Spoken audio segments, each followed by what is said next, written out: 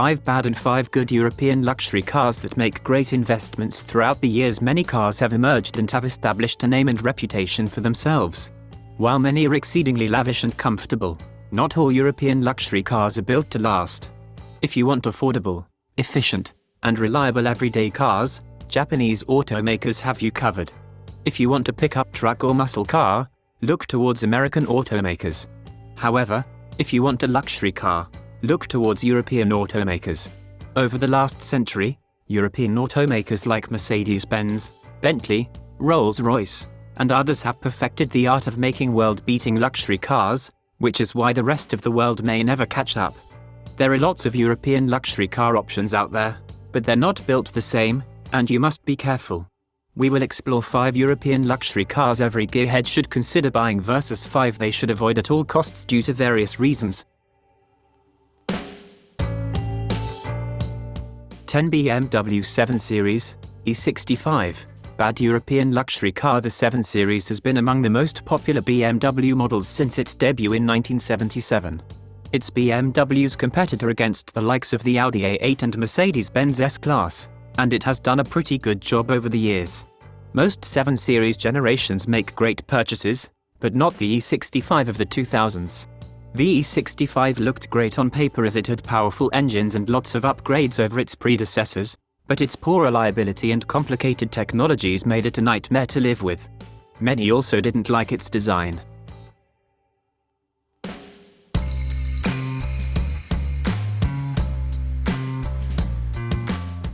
(9) BMW 535i F10. Good investment. The 5 Series has had a great run since its introduction a half-century ago. It's the perfect car for BMW fans who think the 7 Series is too large and the 3 Series is too compact. Almost every 5 Series generation is easy to recommend, but many think that the 6th generation F10 is the best. The F10 didn't have drastic changes to its styling, but it was the first 5 Series to offer a turbocharged V8 engine, a hybrid drivetrain, active rear-wheel steering, a double wishbone front suspension, an 8-speed automatic transmission, and automatic parking.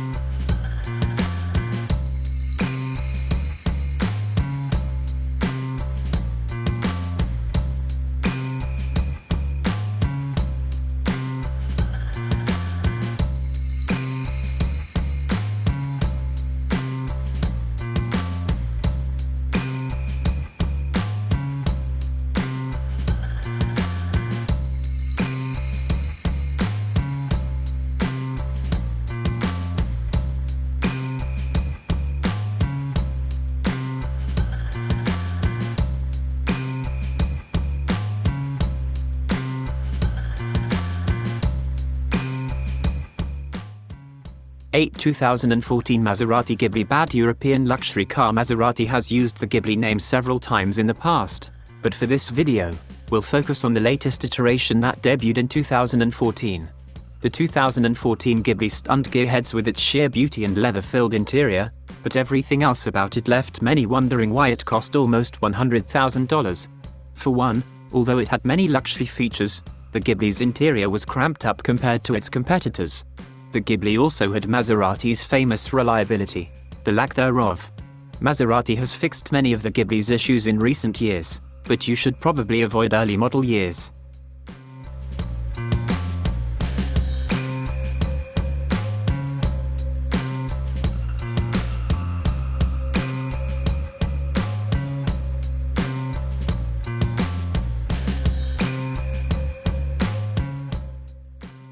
(7) Volkswagen Phaeton GP1 W12. Good investment. Unlike most German automakers, Volkswagen is known for building affordable everyday cars like the Beetle and Golf. The automaker wanted to change that in the early 2000s, so it built the Phaeton, a superb luxury sedan that competed against the likes of BMW and Mercedes-Benz. The Phaeton had every luxury feature you could think of and was powered by a massive W12 engine, giving it incredible performance. However, its sedate styling and almost $100,000 price made it a hard sell, which is why it flopped. Phaeton prices have collapsed since, which is why most people recommend getting the first generation model.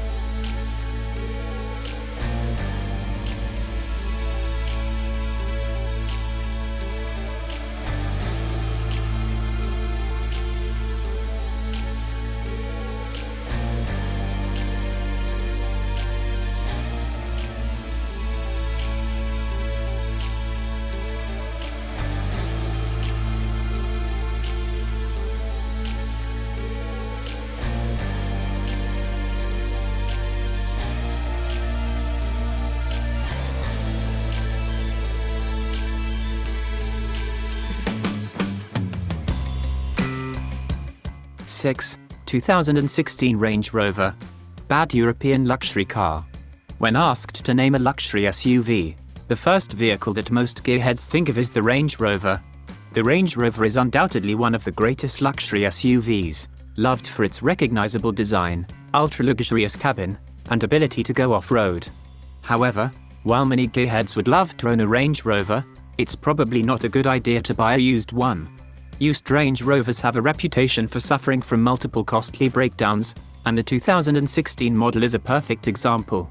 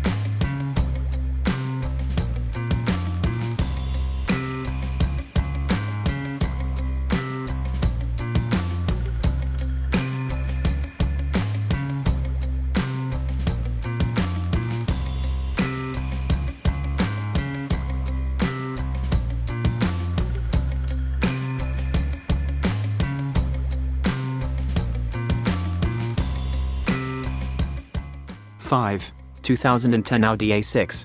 Good investment. The Audi A6 has always been one of the top executive sedans, competing against the BMW 5 Series, Mercedes-Benz E-Class, and other top options. The A6 has had many great generations, but Mist Penel have a soft spot for the third-generation models, particularly the 2010 model year. The 2010 A6 had a clean look, superb interior, and several powerful engines to choose from. The 2010 A6 received an 89 out of 100 Joules D-Power quality and reliability score, which is impressive for a German luxury car.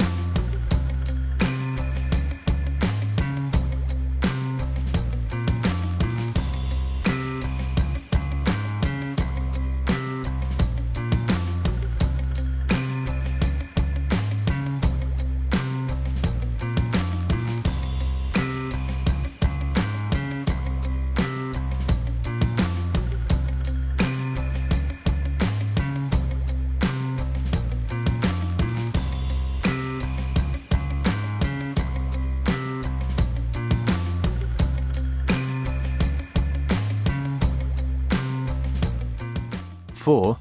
Jaguar S-Type. Bad European luxury car. When Ford owned Jaguar in the 90s, one of its main goals was to build a luxury sedan that could compete with the Germans. After several years of development, Jaguar introduced the S-Type to do just that. The S-Type was impressive at first, as gearheads loved its retro-inspired design and luxury features. However, the S-Type was based on Ford's horrible Jew platform, which means it eventually gained a reputation for unreliability.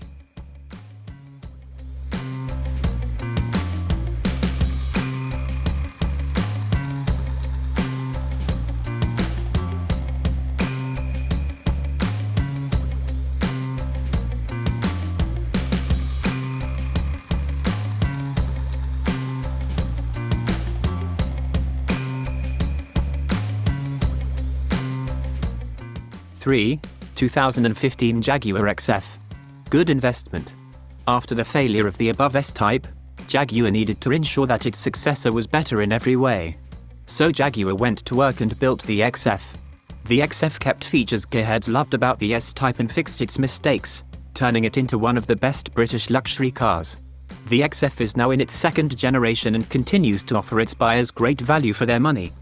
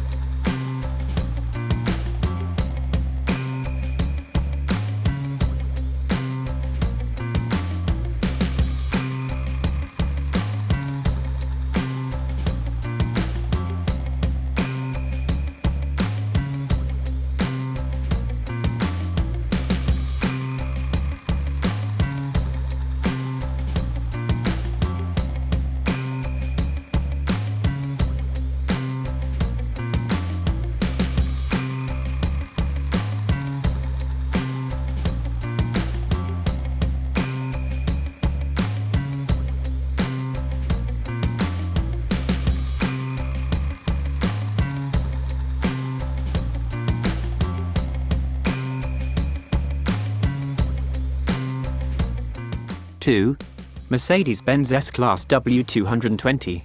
Bad European luxury car. The Mercedes-Benz S-Class has always set the benchmark which other manufacturers follow when developing their luxury sedans. It always oozes elegance and usually has technology and engineering that's ahead of its time. However, not all S-Class generations are great.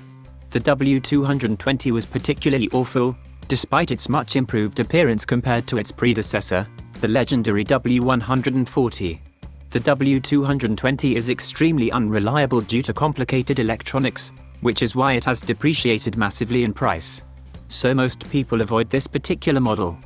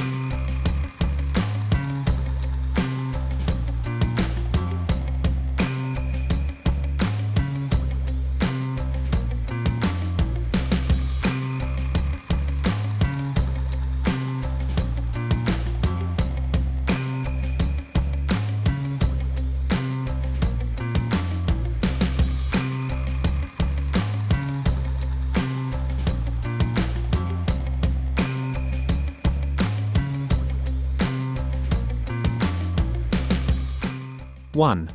Mercedes-Benz 500 E-Class. Good investment. Back in the day, in the early 90s, Mercedes-Benz needed a new high-performance version of the fabled E-Class to boost sales.